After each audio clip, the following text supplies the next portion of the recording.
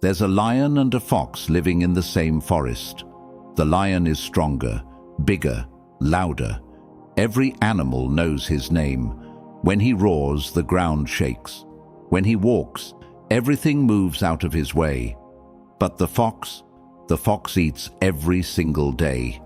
And the lion, half the time, he goes hungry. Machiavelli noticed this, and he wrote about it, not as a cute little fable, but as a cold, hard observation about how the world actually works. Strength without awareness is just noise. Size without strategy is just weight. And the loudest creature in the forest is not always the one who survives the winter. The fox doesn't roar. The fox watches. Now forget the animals. Look around you, right now, in your own life. Think about the person in your circle who always seems to land on their feet. Things go wrong. They recover. People come against them. Somehow those people end up worse off. Opportunities appear. They're already positioned to take them. You can never fully read them. You can never predict their next move. They never seem rattled. They never seem lost. You probably respect that person. You might even be a little unsettled by them. Here's what I want you to understand. That person is not lucky. That person is not naturally gifted with some rare talent you don't have. That person learned something specific, something that most people walk past their entire lives without ever picking up. They learned how to see without being seen. They learned that the less you show, the more power you hold. Here's the problem with most people. The second something happens, good or bad, it's on their face. The second they want something, they announce it. The second someone challenges them, they react. The second they have a plan, they share it. They move through life completely transparent, wide open, every thought visible, every emotion on display, every next move already telegraphed to anyone paying attention. And there are always people paying attention. That's the part nobody warns you about. While you're busy talking, someone is busy listening. And not because they care about you, because information is currency. And every time you open your mouth without thinking, you are handing out free money to people who will spend it against you. Machiavelli called this the fatal flaw of ambitious men. Not lack of talent, not lack of drive, the inability to be still. What you're about to watch is not about becoming cold or becoming someone you're not. It's about waking up to how the game is actually played. Each lesson in this video is a mirror. Hold it up to your own life and you will see exactly where you've been losing ground without even knowing it. Let's go deeper. Lesson 1. The death of the talker. There's a specific kind of man who walks into every situation ready to explain himself, ready to justify, ready to fill whatever silence exists with the sound of his own voice. He thinks this is confidence. He thinks talking fast, and talking often means he's in control of the room. But watch what actually happens. Every word out of his mouth is a door opening, and every open door is an invitation for the people around him to walk in, look around, and take notes. His frustrations, his insecurities, his plans, his fears, all of it coming out wrapped in sentences he thinks sound impressive. The people across from him are nodding, smiling, encouraging him to keep going, and they are collecting everything. Here's the brutal truth about talking too much. It's not a communication style, it's a leak. A slow, steady leak of everything that gives you an edge. Your next move. Your real feelings about a situation. What you want badly enough to show. What you're afraid of losing. Every single one of those things, the moment it leaves your mouth, belongs to someone else now, and you cannot take it back.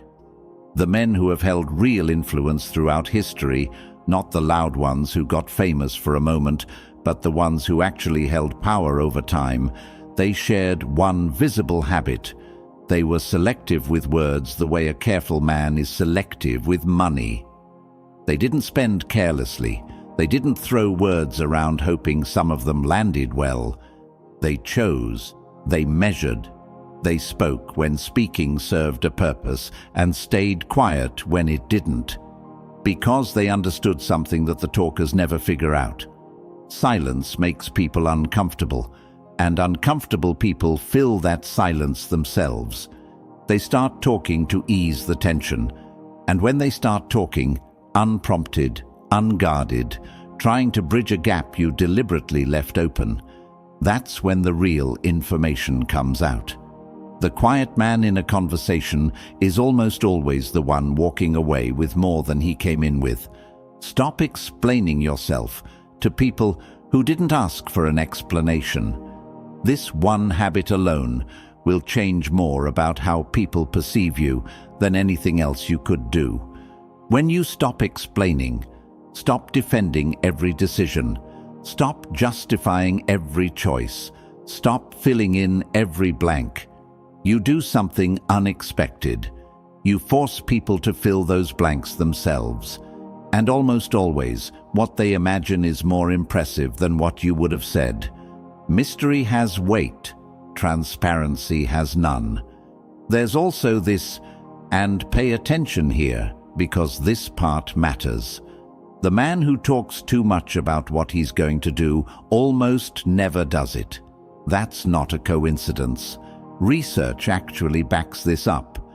When you verbalize a goal, your brain registers a version of the satisfaction of achieving it before you've done any actual work.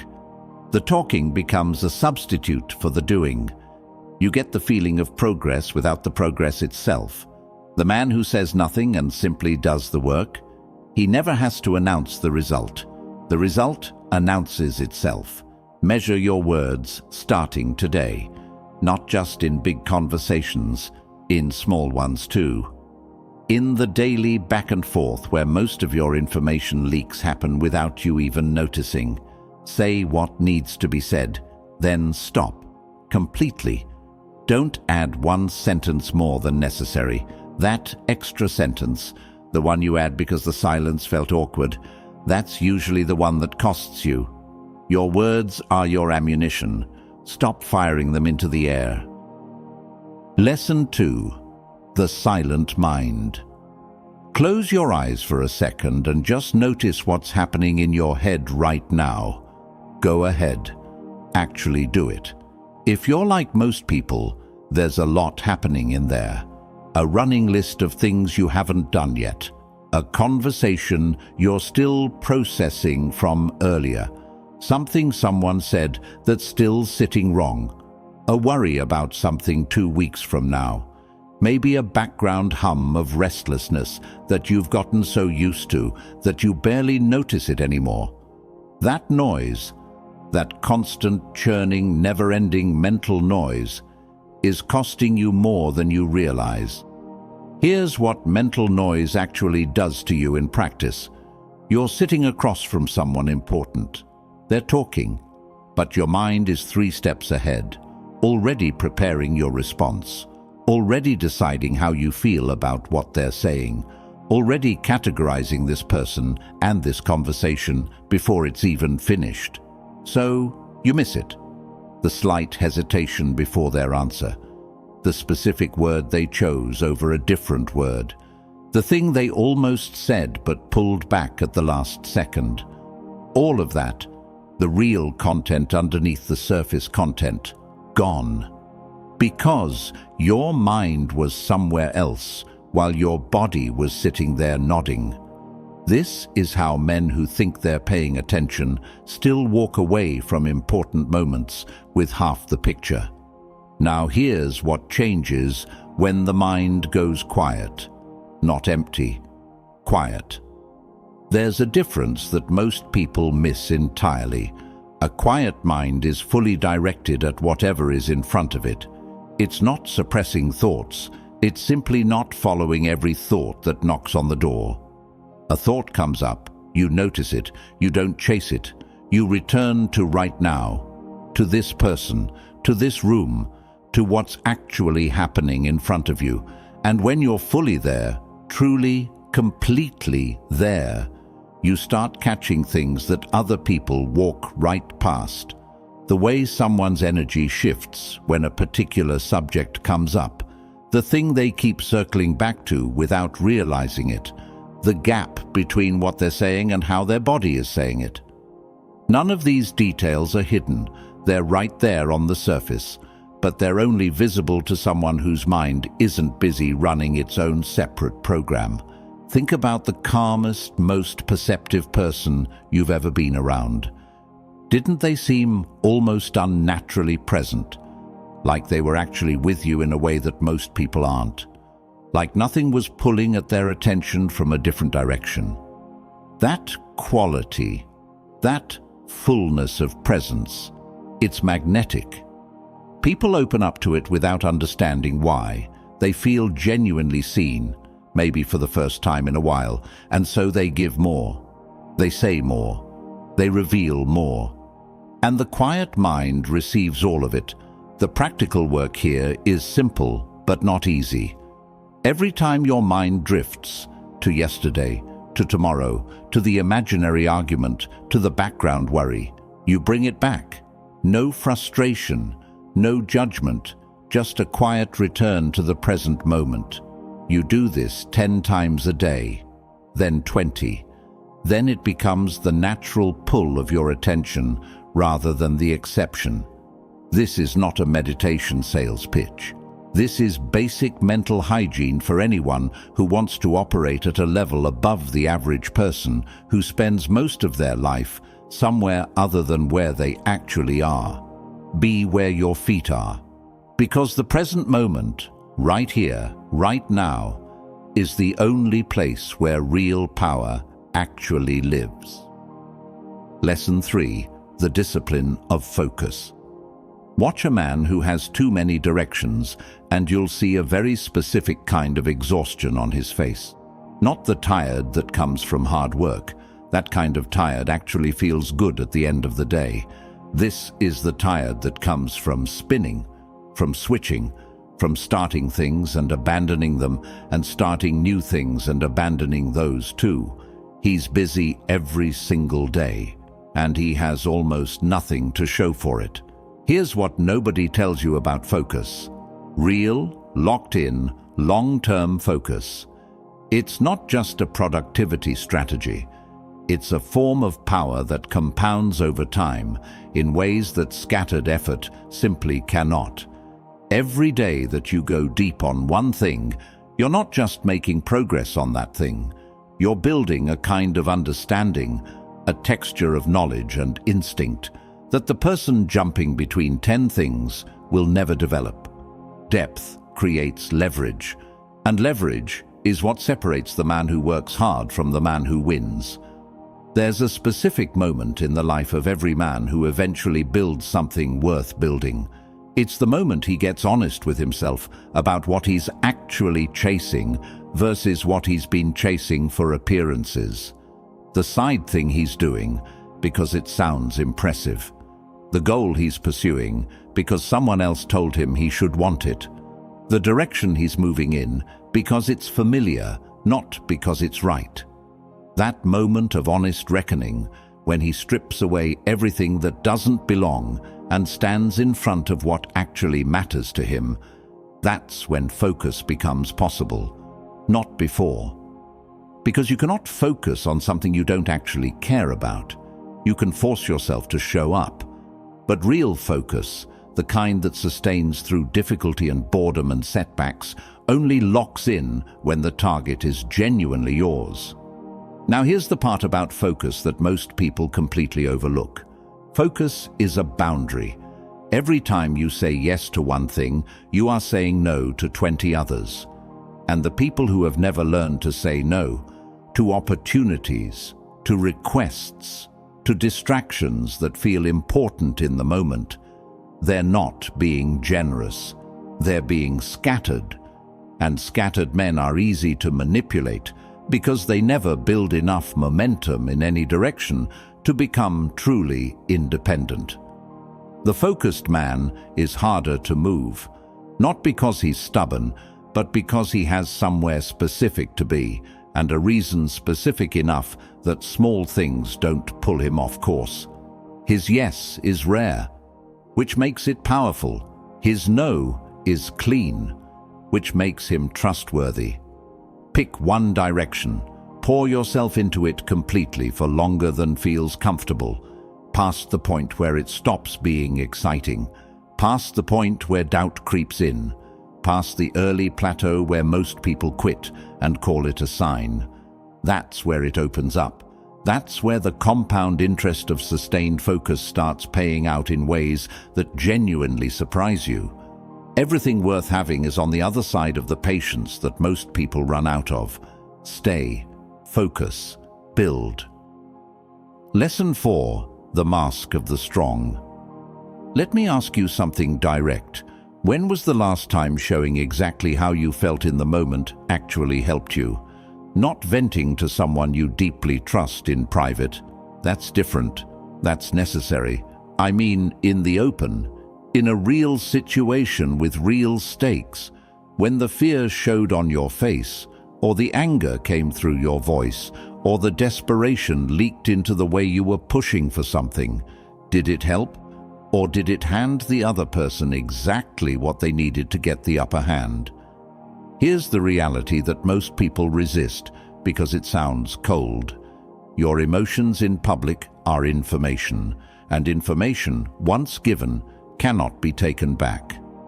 The moment someone sees that a specific thing rattles you, they own that. They will use it again, not necessarily out of cruelty, simply because people press what gives. It's instinctive. And until you understand that your visible emotional reactions are essentially a user manual you're handing out to anyone who's paying attention, you will keep getting pressed in the same spots and wondering why. The mask of the strong is not about pretending to be a robot. It's about choosing your audience. Some things, real things, hard things, the stuff that actually moves you, those deserve to be felt fully and processed honestly, but in private, with people who have earned that level of access. Not in the middle of a high-stakes moment where your reaction determines the outcome. In those moments, your face is a tool, your composure is a weapon. And the ability to stay steady when everything in you wants to react, that stillness, is what separates the man who controls a situation from the man who gets controlled by it. Picture two men receiving the same bad news in front of the same group of people. First man, his face drops. His shoulders follow. He starts explaining, justifying, reacting loudly. Everyone in the room immediately knows where he stands. They know he's shaken. They adjust their own positions accordingly. Second man takes a breath. His expression doesn't collapse. He processes it internally. He asks one calm, clear question. Then he waits. The room reads him as unshakable. And because they read him that way, they treat him that way. And that treatment affects what options become available to him moving forward. Same situation, completely different outcomes. Because of one thing, what each man lets show on his face.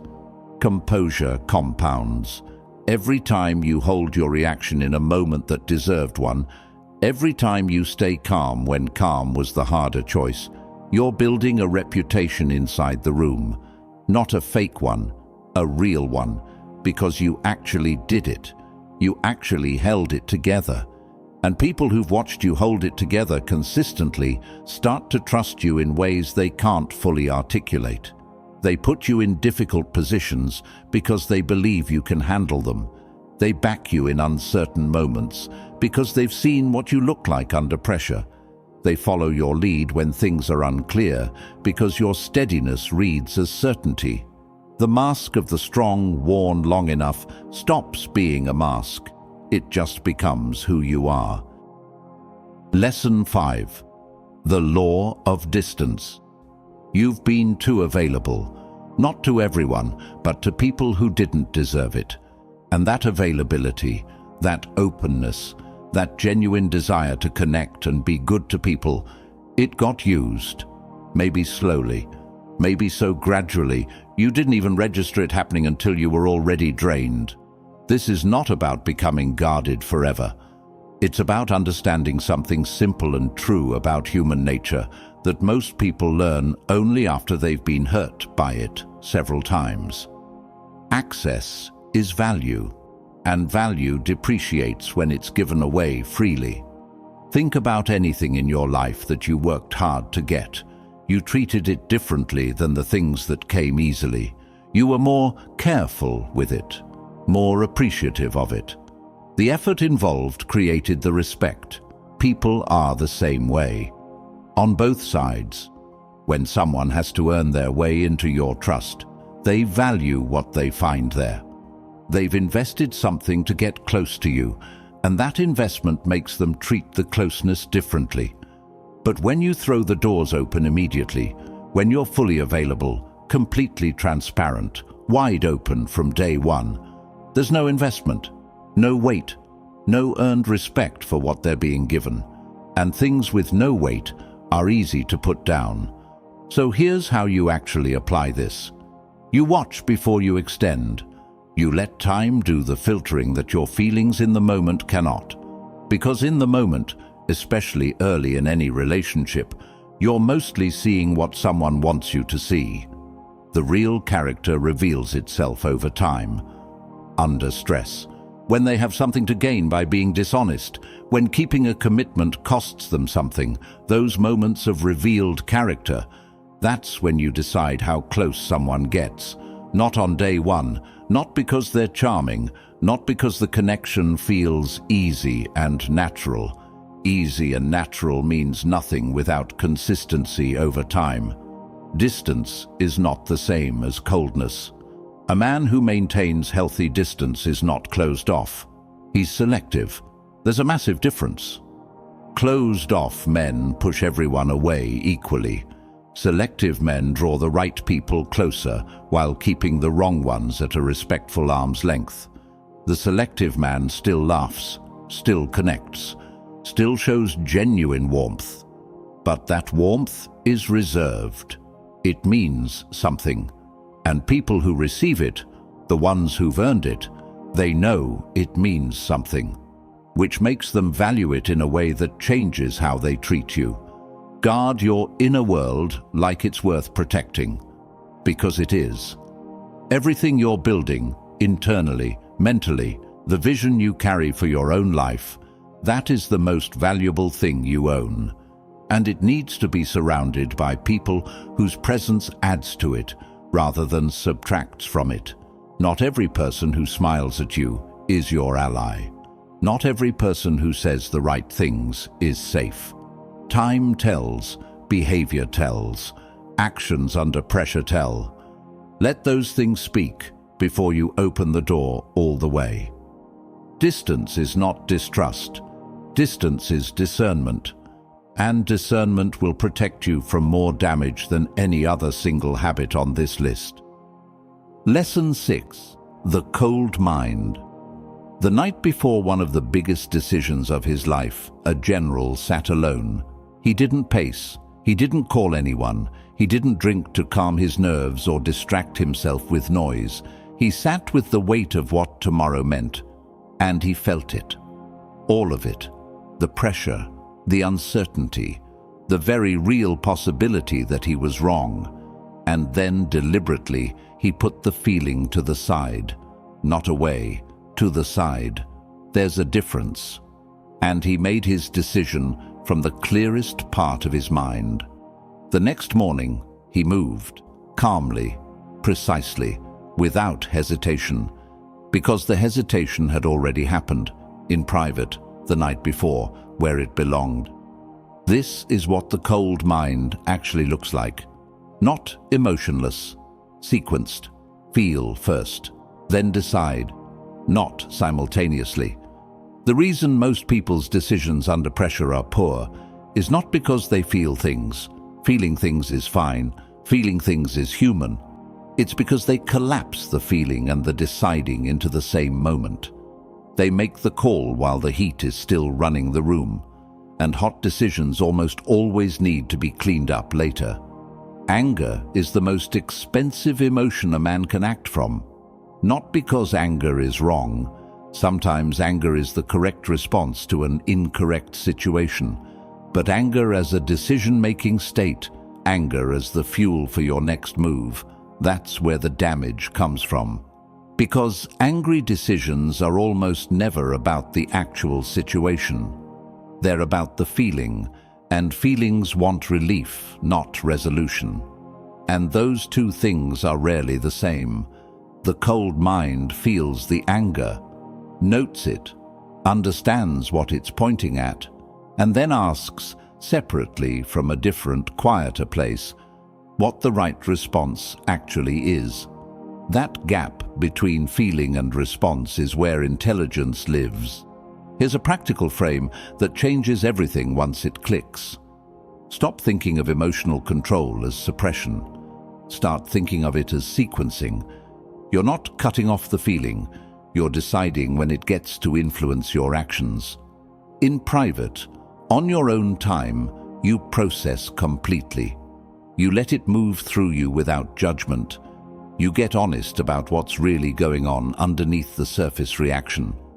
But in the moment, in front of people, in the situations that matter, you lead with your clearest mind, your most deliberate self, the version of you that isn't being run by the immediate temperature of the moment. And here's what that discipline quietly builds over time. People start noticing that you're different under pressure, not detached, present, but steady. The kind of steady that makes others feel calmer just by being near you. There's a gravitational pull to a person who doesn't spike when things get hard. People move toward that. They trust it instinctively. And in moments of chaos, which life delivers regularly without asking your permission, the person who stays coldest mentally is almost always the person who sees the most clearly, who identifies the actual problem instead of reacting to the surface of it, who finds the move that everyone else, lost in their own heat, completely missed. Train the pause, earn the clarity, move when you're cold, every time. Lesson 7. The Untouchable Man. Let's get that straight immediately. The men who carry that quality, that settled, unshakable, impossible to rattle presence, didn't come out of the womb with it. They built it through years of choosing the harder response over the easier reaction, through years of sitting with discomfort instead of running from it, through years of staying quiet when everything in them wanted to speak, staying still when everything in them wanted to move, staying grounded when the people around them were losing theirs. It's constructed, piece by piece, decision by decision, which means it's available to you. Here's what the untouchable man is actually made of, and it's not what most people expect. It's not toughness in the way movies show toughness, not the loud guy who takes a punch and laughs, not the man who announces how unbothered he is by things, because the man who has to announce his unbothered state is, by definition, bothered. Real untouchability is quieter than that. It's a man who knows himself so completely, his values, his direction, his non-negotiables, that external attempts to define him, diminish him or destabilize him simply find no surface to grip. You can't rattle a man who isn't performing. You can only rattle a man who needs the performance to be believed. Here's where most men get tripped up on this. They confuse being untouchable with not caring. They think the goal is indifference, to stop caring what happens, to stop wanting things, to detach from outcomes entirely. That's not it. And that path leads to a different kind of emptiness. The untouchable man cares deeply about his work, about the people he's chosen, about where he's going. He feels things fully. but his care doesn't make him controllable, because his care is directed by him consciously, rather than being available for anyone around him to grab and pull. He decides what matters. He decides how much access it gets to his state. That decision, that ownership of his own internal world, is what makes him impossible to move from the outside. People will test this, understand that clearly and prepare for it. When you change, when you stop reacting the way you used to, stop being as readable as you were, stop being available in the same way, some people will push.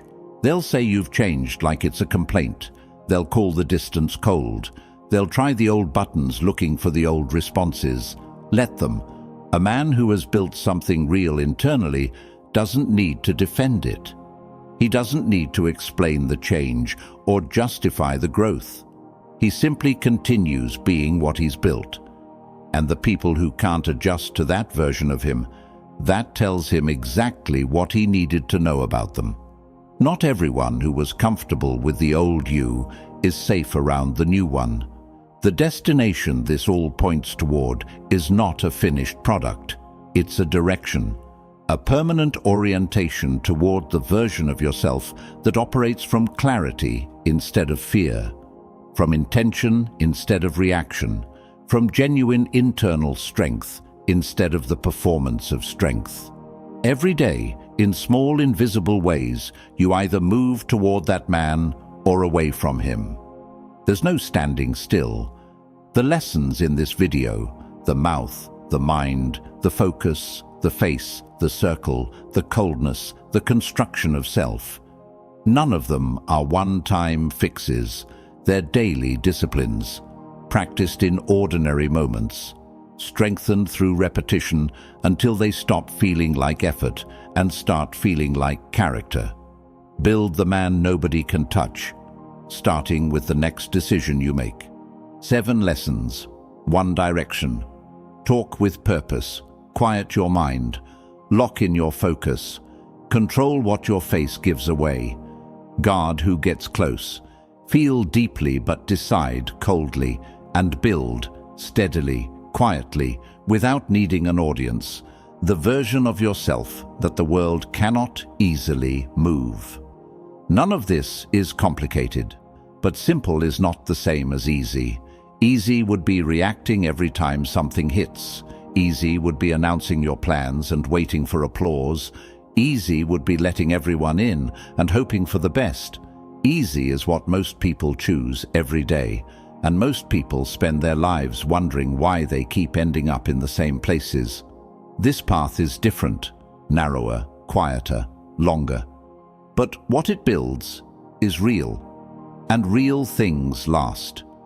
If this video genuinely gave you something today, a shift, a new frame, a thing you're going to carry with you, then do one thing before you leave. Hit the like button right now.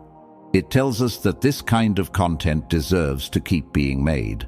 Share this with one person who needs to hear it, not because you want to preach at them, but because some ideas are too useful to keep to yourself. And if you haven't subscribed yet, do it now.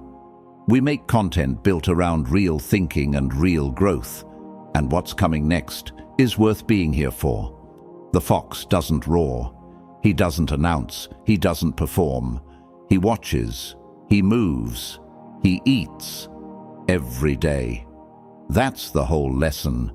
Everything else was just the long way of saying it. Now, go be the fox.